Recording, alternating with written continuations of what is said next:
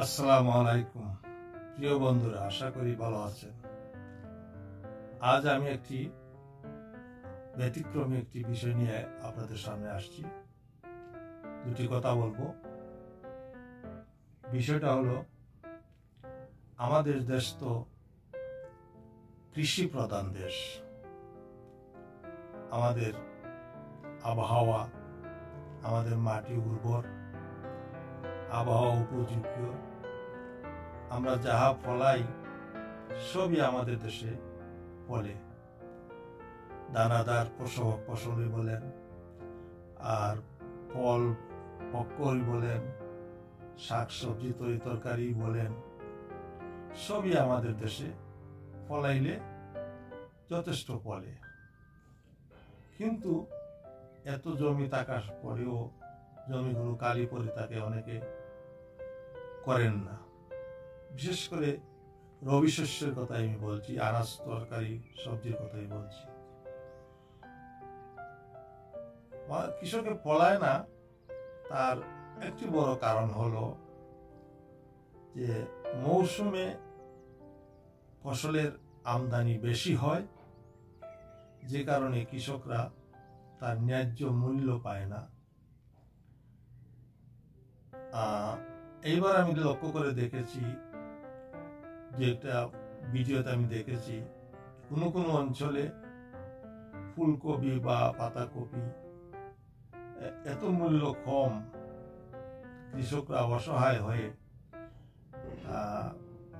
কৃষকরা তাদের ফসল কেটে নষ্ট করে ফেলছে, এবং কেউ কেউ আবার গোখাদ্য হিসাবে এই ফসলগুলাকে ব্যবহার করছে। এতে কৃষকরা খুব ক্ষতিগ্রস্ত, এবং এই ক্ষতিগ্রস্তর কারণে কৃষকরা ফসল আবার পুনরায় ফলাতে নিরুৎসাহিত হয়ে যায়, আর ফলায় না। মনে করে যে আমি তো ফসল ফলাইয়া ক্ষতিগ্রস্ত, আর ফলাবো না, কিনে খাবো। কিন্তু বিষয়টা হলো, আমরা ব্যতিক্রম কোনো চিন্তা করি না। একবার দেখেছিলাম যে আমাদের উত্তরবঙ্গে দুধ বিক্রি হয় না, দুধের দাম কমে গেছে। এর জন্য খামারিরা রাস্তায় দুধ ফেলে দিচ্ছে। কিন্তু এটা কিন্তু বুদ্ধিমানের বিষয় না। আমি একটি ফসল, এখন দেখবেন যে শাকসবজি মৌসুমে দাম পাওয়া যায় না বিদায় অনেকেই কিন্তু মৌসুম ছাড়া ফসল ফলাইবার চেষ্টা করেন। বিশেষ করে এখন বৈজ্ঞানিক পদ্ধতি, আধুনিক পদ্ধতিতে চেষ্টা করলে মৌসুম ছাড়াও ফসল ফলানো যায়, এবং সেটা মূল্য পাওয়া যায়, এবং সেটা চাহিদা থাকে। যারা মৌসুমে যারা ফলান বা উচিত মূল্য পান না, আমি আরেকটা ভিডিও করেছিলাম, যদি একটা মাত্র উপায় আছে, কৃষকের ফসলটা যদি সংরক্ষণ করার মতো ব্যবস্থা থাকে, বিশেষ করে আলু, টমেটো এই ধরনের ফসল যদি হিমাগার হতো বাংলাদেশে, বা তাহলে হয়তো কোল্ড স্টোরেজ এগুলা যদি অ্যাভেলেবল হতো, আর সেখানে কৃষকরা রাখতে পারতো, তাহলে সারা বছরই হয়তো তার ফসল বিক্রি করতে পারতো। এটা আমি আরেকটা ভিডিও করেছিলাম, আমি সেই দিকে গেলাম না। আমি বলতে চাই এটাই, যে আমি আমার চিন্তাধারা, আমার গতিধারা, গতানুগতিক যে একটা ধারা, আমি ফসল ফলাবো, বাজারে নিয়ে যাব, বিক্রি করব, বিক্রি না হলে ফেলে দিব, এইগুলা এখন আর চলে না। এখন আমি মনে করি পৃথিবী এখন উন্নতির দিক দিয়া, বৈজ্ঞানিকের দিক দিয়া উন্নত, আধুনিক প্রযুক্তি এসেছে জগতে। তো আমি বলতে চাই যে আমার ফসল আমি একভাবে পারি না, অন্যভাবে চেষ্টা করি, তাকে কিছু কাজ বিকল্প কোনো চিন্তা ভাবনা করে। আমি এইভাবে একটা ছোট্ট একটা গল্প বলি। আমাদের বাংলাদেশেরই একটি গল্প। চট্টগ্রাম জেলার একজন মহিলা উদ্যোক্তা,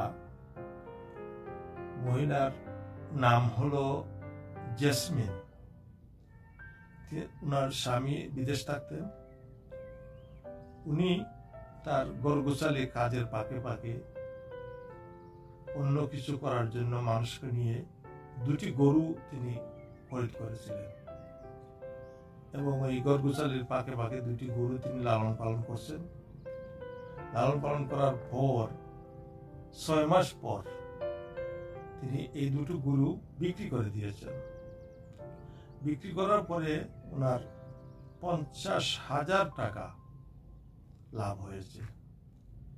যখন উনি লাভের দেখা দেখছে তখন তিনি এটার প্রতি আকৃষ্ট হয়ে গেছে। পরবর্তীতে তিনি গরু আরো কিনে এবং এইভাবে গরু কেনার বেচা শুরু করে।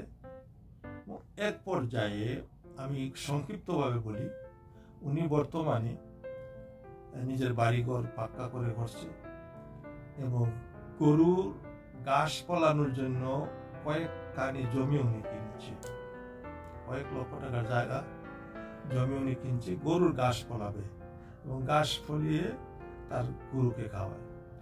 তার 2টি ফার্ম, একটি হলো ষাঁড় গরুর ফার্ম, আর একটা হলো গাভী গরুর ফার্ম। 2টি ফার্ম করছে। বর্তমানে তাকে কোটিপতি বললেও অতি উত্তক্তি হবে না, বেশি বলা যাবে না, বেশি বলা হবে না। এখন ওনার স্বামীও দেশে চলে আসছে, বড় একজন উদ্যোক্তা, খুব সুনাম অর্জন করেছেন, উনি খুব পরিশ্রম করেছেন। ওনার কথাটা আমি বললাম এই কারণে যে উনি যখন গাভী কিনলেন, উনি গাভীর যে দুধ উনি পাইতেন, নিজেই কিন্তু দুধ কালেকশন করতেন, গাভীর দোয়াইতেন। তো অনেক দুধ, 1, 2 মণ, 3 মণ দুধ হয়ে যেত। তো উনি বিক্রি করতে পারতেন না, উনি বাজারে নিয়ে যেতেন ভ্যান গাড়ি দিয়ে। সেখানে হয়তো সবগুলো বিক্রি হতো না, আবার কিছু থেকে যেত, ফ্রিজে রাখা হতো। উনি বিকল্প চিন্তা করলেন। বিকল্প চিন্তা করে উনি করলেন কি, দুধ থেকে তিনি মাটা তৈরি করতে শুরু করলেন, দই বানাতে শুরু করলেন, ঘি মাখন বানাতে শুরু করলেন, এমনকি শেষ পর্যন্ত উনি রসমালাই পর্যন্ত বানাতে শুরু করলেন।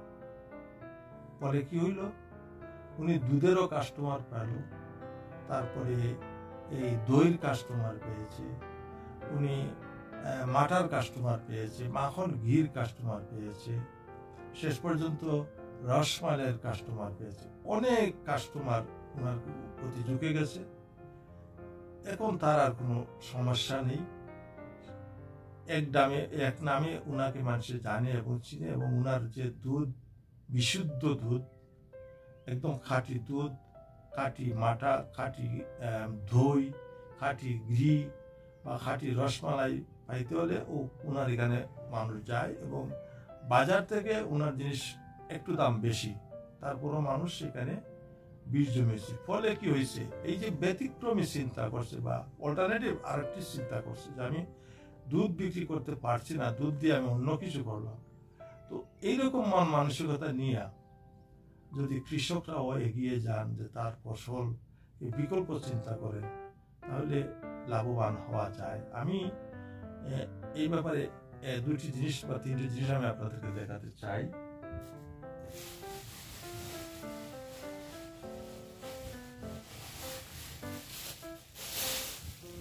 এই দেখুন,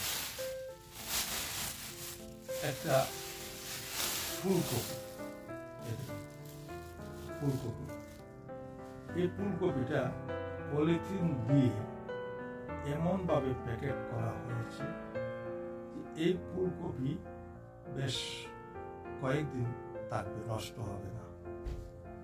এবং একটা ফুলকপি আরেকটা ফুলকপির সাথে ঘর্ষণকে খাইলে আমরা দেখছি আমাদের দেশে কপির উপরে কালো দাগ পড়ে যায় বা সৌন্দর্য নষ্ট হয়ে যায় বা পচে যায়, কিন্তু এটা ঘষা লাগলে কপির কোনো ক্ষতি হইতেছে না। আমি যদি আমার কবিকে, আমার ফলন্ত কবিকে যদি আমি এইভাবে প্যাকেট করতে পারি, বা যারা আড়তদার আছেন আমি তাদের উদ্দেশ্য বলি, কৃষকদের উদ্দেশ্য বলি, আড়তদার উদ্দেশ্য বলি, এবং যারা মার্কেট পরিচালনা করে তাদের উদ্দেশ্য বলি, এইরকম ভাবে প্যাকেট করে আমি এক স্থান থেকে অন্য স্থানে পাঠাইতে পারি, তাহলে আমার ফসল চলবে না কেন? দেখুন কত সুন্দর প্যাকেট করেছে। আমি আরেকটা জিনিস আমি আপনাদেরকে দেখাই।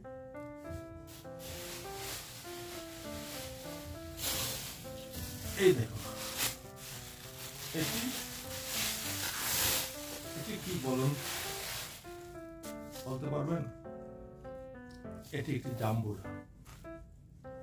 জাম্বুরা আমাদের দেশে আছে, কিন্তু জাম্বুরা অনেক সময় দোকানের ঘরে দোকানদারের কাছে পচে যায়, নষ্ট যায়, বা কৃষকরা যার কাছে ফলে সেই মালিক কিন্তু আশানুরূপ মূল্য পান না।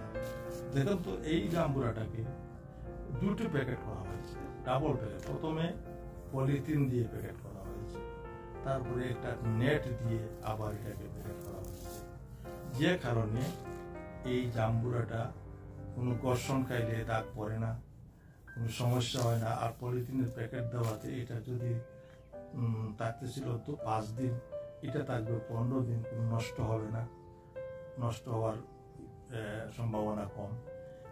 এই যে এগুলা করেছে, এগুলা কিন্তু কৃষকরা, এগুলা কিন্তু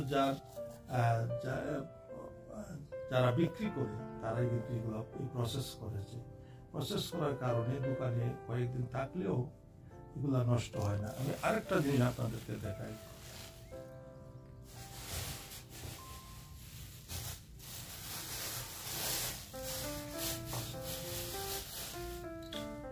এই দেখুন, বললাম তো এটা কি? এটা কিন্তু ডাব। এই যে ডাব, ফ্রেশ ইয়ং কোকোনাট। এই ডাবকে কেটে এইভাবে প্যাকেট করা হয়েছে, এবং এটার সাথে একটা পাইপও দেওয়া হয়েছে। আপনি প্যাকেট খুলবেন, পাইপ ঢুকাবেন, ডাব খেতে পারবেন। এই ডাব কিন্তু অনেকদিন থাকে, দোকানে নষ্ট হয় না, নষ্ট হবার কোনো সম্ভাবনা নেই। আর আমাদের দেশে কি হয়, আমরা ডাবকে ভ্যান গাড়িতে উঠাই, তারপরে ভ্যান গাড়িতে নিয়ে গিয়ে বাজারে নিয়ে গিয়ে নিজেরা কেটে কেটে দিই, পাইপ লাগিয়ে দিই, তারপর অনেকে খায়। কিন্তু এই দেশে প্রসেসিং করেছে। আমরা যদি এইভাবে প্রসেসিং করতে পারি, আমাদের দেশের ডাবটাও উন্নত মানের হবে, কাস্টমারও পাওয়া যাবে, রুচিসম্মত কাস্টমার পাওয়া যাবে, আপনি যথাযথ মূল্য পাবেন, যথাযথ ব্যবহার করতে পারবেন, যত দিন মনে হয় রাখতে পারবেন। আমার বিষয়টা এলো আজকে এইটাই, যে আমরা আমাদের ফসলকে আমরা যাতে বিনষ্ট না করে, হতাশা প্রকাশ না করে, যথাযথ অন্য কোনো বিকল্প ব্যবস্থা করা যায় কিনা, বা এটাকে উন্নত করা যায় কিনা, এটাকে দীর্ঘস্থায়ী করা যায় কিনা, এটাকে বিক্রি করার জন্য আরো একটু এটার মধ্যে চিন্তা ভাবনা খাটানো যায় কিনা, এইগুলা এখন বিশ্বে করে। আরো অন্যান্য বহু জিনিস আমাদের, আমেরিকাতে তো প্যাকেটিং জিনিস বেশি, প্যাকেটিং ব্যবহার হয় বেশি। তো আমি আপনাদের সাথে এটাই শেয়ার করলাম যে হতাশ হওয়ার কোনো কারণ নেই। আমরা বিকল্প চিন্তা ভাবনা করলে আমরা যে আমাদের কৃষি প্রধান দেশ, আমরা কিন্তু সেখান থেকে লাভবান হতে পারি। হতাশা কিছু কারণে প্রত্যেকটি জিনিসই, প্রত্যেকটি ফসলই বিকল্প চিন্তা ভাবনা করা যায়। এবং এই নিয়ে যারা বিজ্ঞ আছেন, আমাদের দেশে যারা বিজ্ঞ প্রাজ্ঞ যারা কৃষিবিদ আছেন, তারা এটা জনসচেতনতা দিবেন, তারা বুঝাবেন, যাতে করে কৃষকের ফসল নষ্ট না হয়, কৃষক যাতে বাঁচে। কৃষক বাঁচলে দেশ বাঁচবে। এটাই হলো আমার আজকের ভিডিও করার উদ্দেশ্য। তো যারা আমার এই ভিডিওটি দেখলেন, আমার ভুল ত্রুটি ক্ষমা করবেন। আর আপনাদেরকে ধন্যবাদ। আবার দেখা হবে অন্য কোনো ভিডিওর মাধ্যমে। খুদা হাফেজ।